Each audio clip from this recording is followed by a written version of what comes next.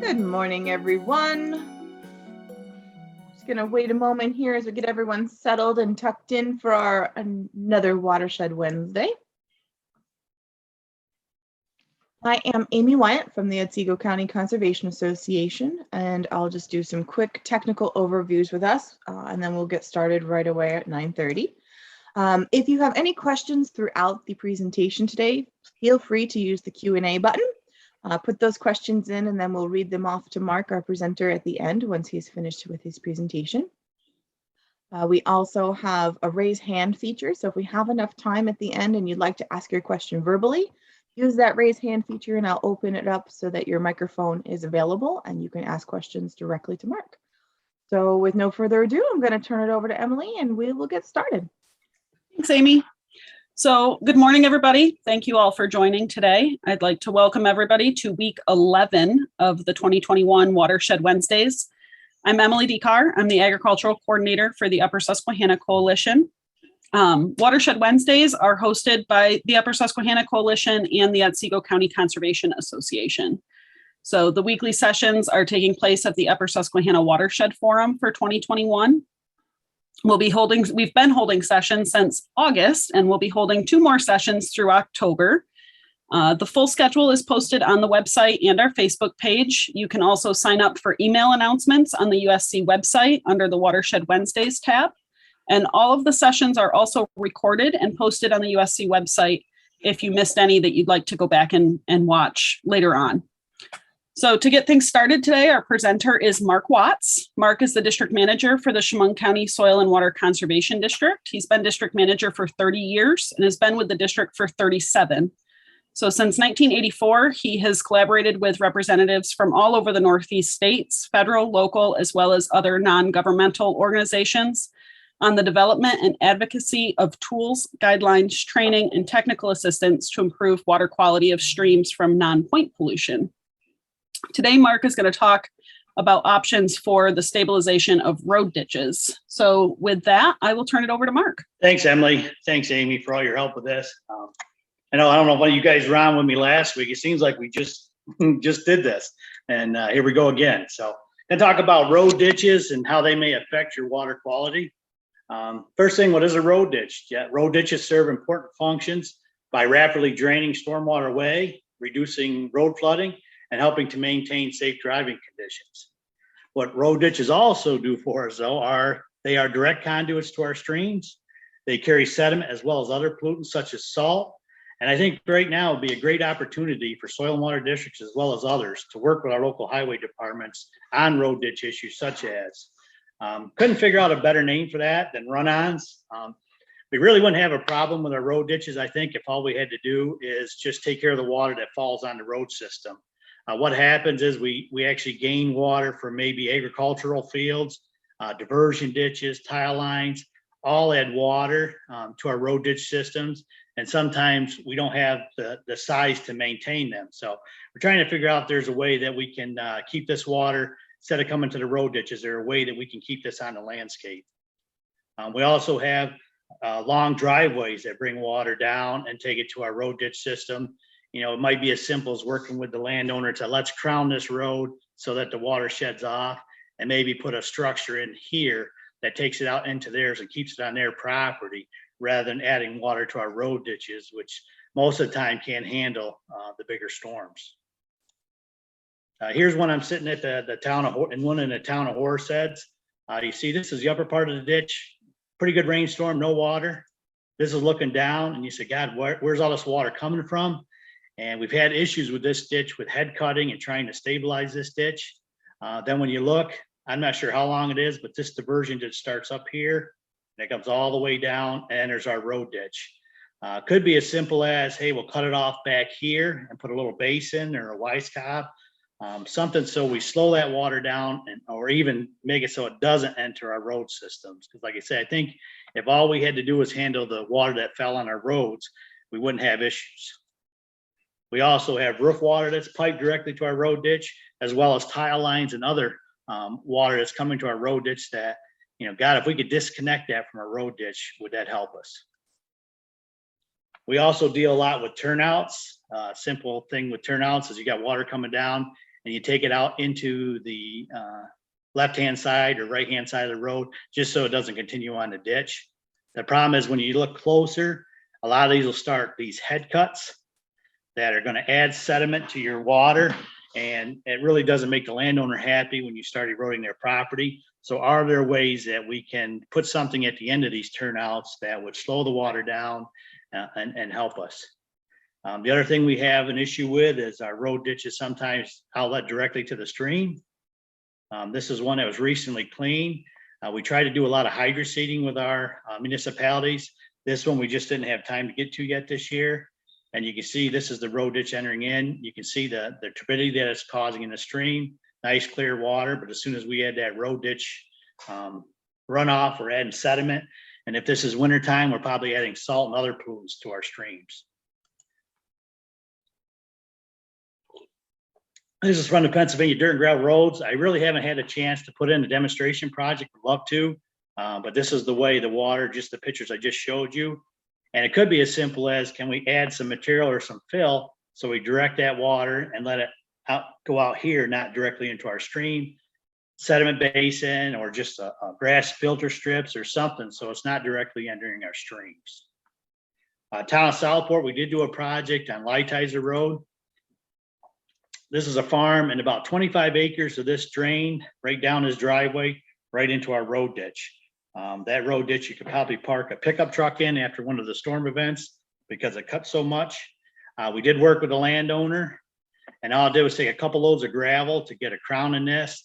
And actually what we did is all the water came down here. We did like a thank you, ma'am, and cut that water off, took it down here, and then we put in a detention basin with some rock in there so it can filter out. Then when it overflows, it just overflows, sheet flow back into his field, and took probably 90% of the water off the road system. And here you can see the water's coming down and we're turning it, and it's going out into that basin with rocks so we can filter that. Then we went in and the road ditch needed, we had to fill that back in, put some under drain in that system, put rock riprap on, and this was a slope of probably 18 to 20%, so it's pretty steep. So we actually went in there and grouted our rock. And this was 2 years ago, and this was just last week. I took this picture after rain event. You can see it's handling the rainstorm pretty good, and it's pretty clear. We're not carrying any sediment, and it goes through this pipe and into a turnout. This turnout was causing issues as this was a big ravine, and actually there was a house down on this area that was flooding. So we worked with the town and went beyond their right of way with an agreement with the landowner, took it out through here. This is what it looks like today. We rock riprap that. And then we did make a road long enough here so that we can keep track to make sure we don't get a head cut or something on there. But we're trying to work with our municipalities to say, hey, if we do this kind of stuff, we really need to keep a maintenance eye on that so that it doesn't cause issues for the landowner, so that when we need to work with a landowner again, we can. If we'd have taken it out and caused a guy a ravine, they're probably not going to be real hip on letting us work on their property. And then we did the standard, we do the standard rock riprap ditches in the county. Some of the problems are it's expensive, it's pretty expensive. It does slow the water down, but the other issue you have is if this is carrying sediment and this starts to fill with sediment, very hard to clean. You know, you're going to get into this rock and it's going to be just a hard maintenance project to do. The other thing they told us, and I really never thought about, is if you got the sunlight on this all summer, heating the rock up, and then you send water across that, are you increasing the temperature of your stream? So it's something you got to keep in mind. So when they told us that, we did try some different one with rolled erosion control products. This is in the town of Catlin. This material is called a Fleximat. It's a 3-dimensional geotextile that you lay in the bottom of the ditch after you get it formed up. We put topsoil on it. Then we put jute netting on it. Seed it. And it does a nice job. We do put some energy dissipators into that, but this shows the water nice and clear going through. One of the downfalls on this stuff is expensive, and it's pretty labor intensive to lay that down, but it does work nice. As you can see, our water that's coming down our ditches is clean. It's not carrying a lot of sediment. And now we'll talk about a new product that we've been trying out. And I don't know, I shouldn't call it new. I'm not sure how long it's been around, But actually, this was something I was at a USC meeting and heard Joe Petrini talk about it from Bradford County, Pennsylvania, that they were using our dirt and gravel roads program. Flexamat is really a tied concrete mat that consists of concrete shapes locked together with a high strength polypropylene geogrid. It comes out of Ohio, and it is nice stuff. One of the first projects we used on is in the town of Southport. This is a head cut that is started by a 24-inch culvert pipe. That's how small it is. Really doesn't do it justice how much it took. 300 10-wheeler loads of gravel to fill that ravine back in. We went in there, and Flexamat comes in 50-foot lengths, but the width is different. You can get 5.5, 8, and 10. And I'm not sure if it goes any farther than 10. We've used all three of those widths, and they're always a 50-foot length. This one doesn't really give it how steep it is. When we were doing this project, we had a D6 dozer in there to help fill that in. When he came down, he broke traction and went all the way to the bottom of the hill. Didn't get hurt or nothing because he had enough dirt in there. But when we turned around and tried to climb back up there with a D6, we couldn't. We had to actually load it back on a low boy and take it around, put it back on top. We were able to get a nice slope on there with the pyramid, or the Flexamat, I'm sorry. And here's the town guy, he's doing some mulching of it. And this is steep enough that if you stood here and put a bale and just kicked it once, it was going pretty good speed that they would have a hard time stopping it when it got to them. We did grout it. There's the pipe that started that whole thing. It's only a 24-inch, and it created quite a culvert. It's probably been 30 years to create the ravine, but it did it. Here we put some re-rod in there to hold the Flexamat, and we grouted the rock riprap right into that so it all ties together. That's what it looked like yesterday. It's starting to veg up pretty nicely, and it shows no signs of head cutting anymore. The town of Chemung, we did some work on Roberts Hollow. Again, you just form your ditch up with topsoil. You got to tie it in on the upper reach 18 inches into the ground to give a toe, and then you just unroll it with the excavator.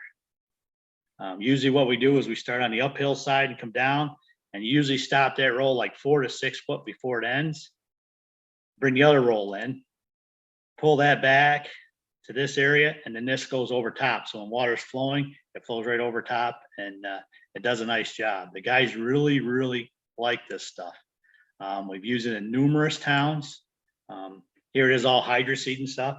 And we do have a hydroseeding program where we try to hydroseed many of our ditches that we work on. Town of Ashland, we did another one on Comfort Road. This is probably a 150, 200 foot section. It comes in vegetative nice, and you can see even during pretty good events, the water's running clear. We don't have a lot of sediment laden runoff coming from our road ditches when we're installing this pyramid. Again, this is in the town of Elmira. We've put that in, and a lot of times we'll put a little rock here so that water coming down will go through that and filter and then get on top of our Flexamat.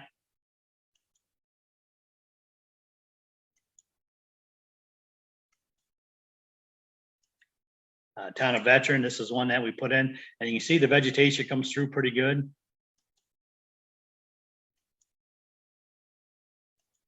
Burns Road, this is in the town of Horseheads. We actually got a big micro burst in this one watershed, and this was cut down almost 2 to 3 feet in places. They called us up. We said, let's try some Flexamat in this area. So we had to go back through, and we brought in fill and put that back together to a nice slope. Laid that out, it's seated up nice, and it's already, as you can see, when it takes water, it's nice and clear. We're not having issues with sediment laden water when we're using this Flexamat. Halderman Hollow, this is a house, and it was a head cut starting up through here. You can see it was starting to get under their deck. This is in the town of Big Flats. Here it is again. This is probably 6 to 8 foot head cut down in there. This one, we worked with a town of Big Flats, and they utilize BOCES conservation class throughout the summer. It's conservation kids that can run equipment, and they help us do projects. They came in and filled this back in, and then we put a couple rolls of Flexamat down. Put an energy dissipator with rock at the end of it. And there's what it looks like today. Again, the water's coming through there nice and clear.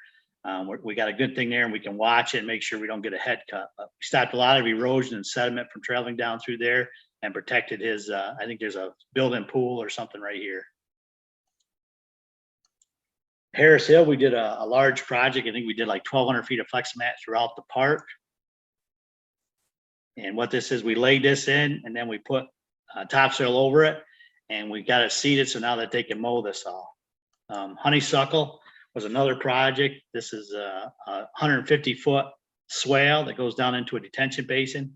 This was usually rocked, and when we tried to mow it, we were always hitting rocks, and the rocks would move down and pile up. So we put this in this year to try it. There it is, all vegged up.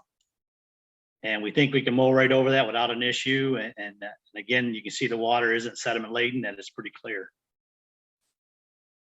Another thing we're working on, and this again came from Joe and them down to Dirt and Gravel Roads program. They have an excellent program down in Pennsylvania. And what we see a lot of is we get sheet flow coming off the fields and that. We'll have a road ditch, and the road ditch will be so long that wherever it comes out, I don't know why that won't work now. There it is. You know, they got it all coming down and coming through one pipe. A lot of times this will be a head cut, start a head cut. So we did have one at the Mount Savior Monastery where this road ditch started here, went all the way down and crossed here. And again, you could park a pickup truck in the head cut that was starting there. So we went through and we broke up the watershed in 4 places and actually added 4 cross pipes to that. Now, sometimes you would say, well, God, the towns don't want to do it. This town was willing to do it because they said what money they would save and sending people out there and maintenance every time it rained was going to be worth them putting those pipes in. I did go up there and took pictures the other day. This is the outlets. These have been in about 4 years and not one bit of erosion at these. It all sheet flows out into that pasture. No head cuts whatsoever. So there is the ability that if we got too long of a run on our road ditches, can we add some cross pipes? This is one, that's Mike Lovegreen. They did a project where this is a road ditch outletting causing a head cut. They actually filled that in and actually created a wetland. This is 11 years later. And what a nice thing. You know, can we talk some of our landowners in if we got a long one to take that water and make it create a wetland or something so that we can take that road ditch water and to make sure we keep it in this area. I know there's a lot of people, we try to do all the right things. A lot of times things don't happen. This is in Route 14 in Troy. This is PennDOT. I wish I had pictures of when they actually did it because I was impressed with how nice it looked with their rolled erosion control products. But, you know, we always try to do something and there's what it looked like probably 2 weeks later. I'm not sure. It must be the soil types was just not correct there. It's probably too steep of a slope. We should have probably laid it back again. But, you know, sometimes we try to do the best we can and we still have failures. So, you know, I think this just got super saturated and sloughed. We could have probably tried to do something to take the water off the top. This one, if everybody realizes it, we never run rolled erosion control like that. It's always got to go up and down the slope. But God, they did a nice job and tried, and I can't think of how much money they had in it, but you can see the sediment that's being caused now in that one. So even when we try to do the right thing, sometimes we have some issues. And this is one of ours that we did with the Flexamat. This is on Cemetery Hill Road, and we've always had trouble with the soils up here. So we cut back in there, and we caught a little slough coming down there. So even if you try to do your best, sometimes you're going to have to go back and do maintenance issues on stuff you're trying. We did come up with, and it should be finished hopefully tomorrow, is a road ditch guide for our municipalities. We put everything in the kitchen sink in there. It's a binder that we broke down into legal issues, road ditches. We have a road ditch survey. We have landowner information, technical bulletins that we use like from Dirt and Gravel Roads. Got some information from Cornell, from Rebecca Schneider. We also got some from Cornell Local Roads. But we just put everything in a binder and said, now let's take that binder and go work with our local highway guys, and they can tell us how that works. Nah, that isn't really something we want to do. And we did it in a binder so that they can take stuff in and out as case studies become available or as information changes or if new products become available. The other thing we're talking about doing for our stormwater one, we do door hangers. This one's managing your yard waste. And we wonder if we can't one to, help your local DPW keep your road ditch clear and just talk about things, what do you do if you get a little thing? So if they can go out there and just tell them, hey, if you get any kind of a blockage, can you take it out? That would save the municipality a lot of money if we could do that. There's some cardboard, hey, can you get in there and just clean that out? We don't want any leaf clippings or anything like that in there. Show them what it does and what problems you can have, and just try to educate them and try to get the landowners and the highway departments talking to each other and educating each other and how they can help each other. We also talk about in there trying to change the cultural part of our highway guys.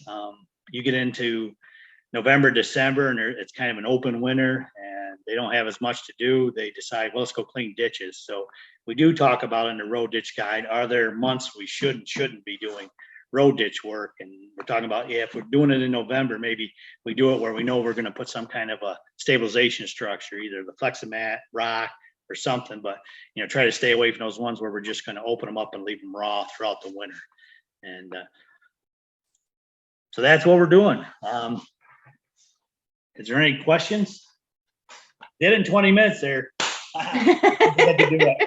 Fantastic, Mark. Thank you. Yes, we have one question so far, and everyone else, feel free to put your questions in the Q&A box, or like I said, you can use the raise hand feature and we'll open up your microphone. Mark, our first question is, are you going to use the guide and host a training for highway departments? We are with our Chemung County ones. One of the big things is, I don't know if anybody knows, I'm retiring in December, so I don't know how much time I'll have to take that and go with it. But my hopes are that the district will take that on and start doing some work with them. And if we can make it good, maybe it's something that we could share with local roads in their program. And I know Rebecca Schneider from Cornell is interested in what we're doing. Awesome. The next question is, how much is the Flexamat? I would say you're roughly $4 a square foot. It is not cheap. We get a tractor trailer load, it could be like $15,000 and you get like 12, you can do like 700-800 feet. So it is not the cheap way out. What we're hoping is if we put that in, it looks like we can be careful and clean it. And maybe we don't have to clean it if we're not taking sediment down through it. So we're hoping it's a long-term solution that, buy them some time so they don't have to go back every 5 or 10 years. Maybe it's 15 years. Fantastic. Mark, Rebecca says that was great. Can we use some, things moved. Can we use some of those successful sites as demonstrations to communicate across the state? I have no issue with that. No, yeah, more the merrier. Okay. Like I said, the reason we learned about it was Joe Catrini down in the USC in Bradford County. Awesome. You also have some well wishes so good luck in your retirement, and hope they have a good replacement for your position, somebody who is as motivated as you. Send money. I'm going to start a GoFundMe page. Wonderful. Folks, we still have just a few moments, so if you have any other questions, like I said, pop them into the chat, the Q&A, or raise your hand, and we can open up your microphones if anybody feels like they want to ask Mark something directly.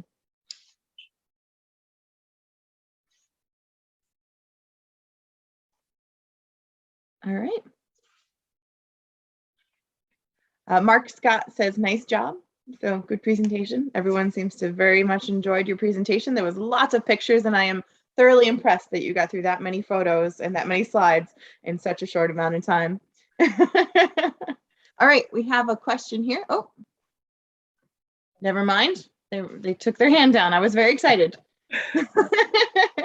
All right, well, in that case, what I'm going to do is I'm going to take the screen over here to show off. So like Emily mentioned before, we have just a couple of presentations left. Still feel free to put questions in if you have for Mark while I show the next week. We are going to have our speaker on Black Rural Lives Matter, stories of Black rural land ownership stewardship. So this should be a very good presentation. We're very excited about this. Awesome. If there's no other questions, then I guess I'll give everybody a few minutes of their day back. But Mark, thank you again for your wonderful presentation, and congratulations, and yes, good luck on your retirement. Hopefully you have some fun and fun adventures planned for yourself. Well, somebody told me now every week we'll have 6 Saturdays and 1 Sunday. Yeah. I've heard the same thing from other folks who have retired. That's every day is Saturday basically, so you can plan adventures. All right, very good, everyone. We'll have a wonderful day. And yes, Rebecca, all of our sessions are recorded, and if you go to the top of the chat, and I can put it in the chat again here, you can find all of the recordings here at the Upper Susquehanna Watershed Wednesdays web page. So we have all of our past presentations. It usually takes a couple of days to get things up. So I will send everything over to the USC, but they'll have this presentation as well as others are all there. So very good, everybody. Thank you so much, and we'll see you next week. Thanks, guys.